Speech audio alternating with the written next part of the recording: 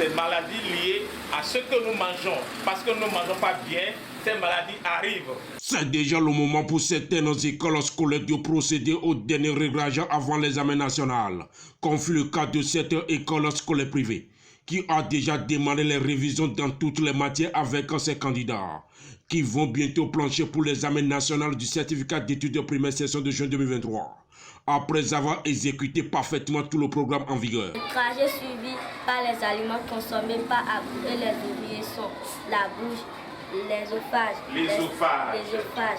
l'estomac, l'intestin grêle, le gros intestin et l'anus. Déjà à 7 h du matin, ces apprenants sont soumis à la première épreuve d'exercice de la journée. Pareil également à 10 h et dans l'après-midi.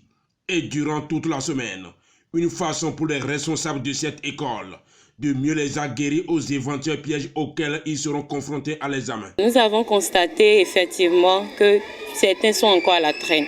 Mais nous sommes en train de faire le nécessaire pour qu'ils puissent se mettre au pas. Mais en général, ce sont des enfants qui se retrouvent de mieux en mieux avec les quelques épreuves que nous traitons les matins, nous les corrigeons, nous commentons, nous faisons le nécessaire pour qu'ils puissent comprendre. Donc c'est un peu la stratégie.